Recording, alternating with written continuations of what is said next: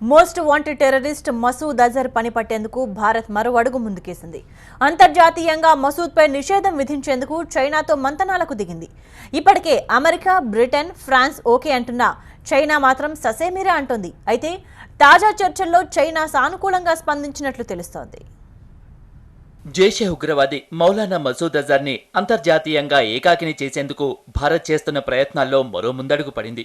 ఇదే అంశంపై చర్చించేందుకు చైనా విదేశాంగ మంత్రి వాంగ్ యీతో భారత విదేశాంగ శాఖ కార్యదర్శి జైశంకర్ భేటీ అయ్యారు.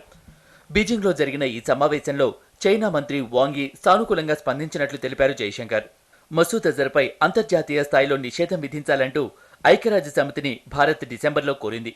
నిషేధం అంశంపై ఇప్పటికే అమెరికా, బ్రిటన్, ఫ్రాన్స్ దేశాలు సానుకూలంగా స్పందించాయి. మసూద్ అజర్ని అంతర్జాతీయ ఉగ్రవాదిగా గుర్తించాయి కూడా. అమెరికా అధ్యక్షుడు డొనాల్డ్ ట్రంప్ ఒక అడుగు ముందుకేసి మసూద్ అజర్ని దేశంలోకి అనుమతించొద్దంటూ ఏకంగా చైనాకే సూచించారు. చైనా అధికారులతో ట్రంప్ స్వయంగా మాట్లాడారు కూడా.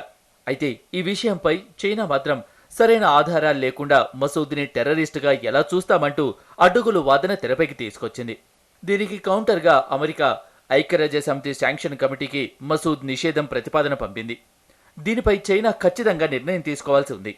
ఇదే అంశంపై విదేశాంగ శాఖ కార్యదర్శి జైశంకర్ చైనా విదేశాంగ మంత్రి వాంగ్ యీతో పాటు మరికొందరు ప్రతినిధులతో చర్చించారు. చైనా ప్రతినిధులు మసూద్ అజర్పై నిషేధానికి సంబంధించి సానుకూలంగా స్పందించినట్లు జైశంకర్ తెలిపారు. మసూద్ అజర్ ఉగ్రవాది అని ప్రత్యేకంగా నిరూపించాల్సిన అవసరమే లేదని చైనాకి స్పష్టం చేశామన్నారు.